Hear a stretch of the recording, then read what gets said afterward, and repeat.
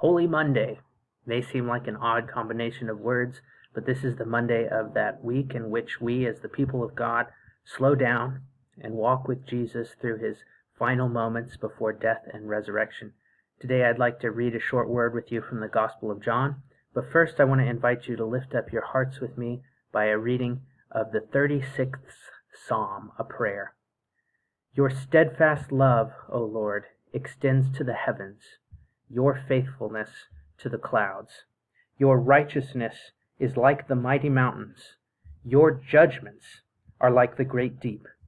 You save humans and animals alike, O Lord. How precious is your steadfast love, O God. All people may take refuge in the shadow of your wings.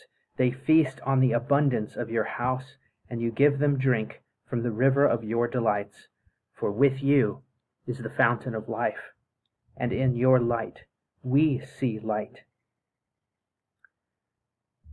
Glory be to the Father, and to the Son, and to the Holy Spirit, as it was in the beginning, is now, and will be forever, world without end. Today I want to read from the 12th chapter of the Gospel of John, a story that is usually associated with Monday of Holy Week. Today we remember that 6 days before the Passover, Jesus came to Bethany, the home of Lazarus, whom he had just recently resuscitated from the dead. There they gave a dinner for him. Martha served, and Lazarus was one of those at the table with him. Can you imagine sitting at the table this morning with someone recently brought back from the dead?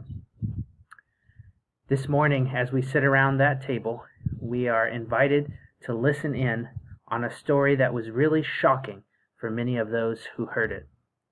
Mary took a pound of costly perfume made of pure nard, anointed Jesus' feet with it, and wiped them with her hair. Now, if that strikes you as a little bit odd or scandalous, you're not alone.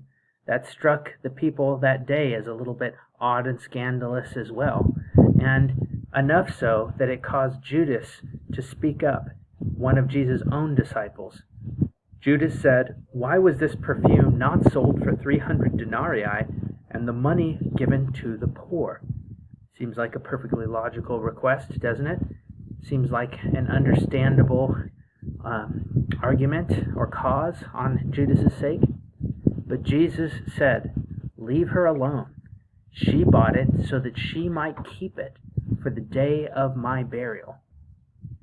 In other words, Jesus here protects Mary and justifies her selfless act of devotion, while at the same time rebuking, though not necessarily condemning, his disciple Judas.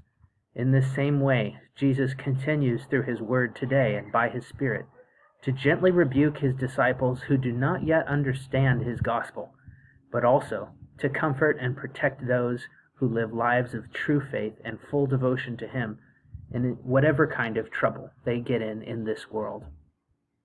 Finally, Jesus says, "You always have the poor with you, but you do not always have me." In this way, he reminds Judas and reminds us that although there could be few causes more important than caring for the poor, the orphan, and the widow, there is nothing more important than caring for God in Jesus Christ.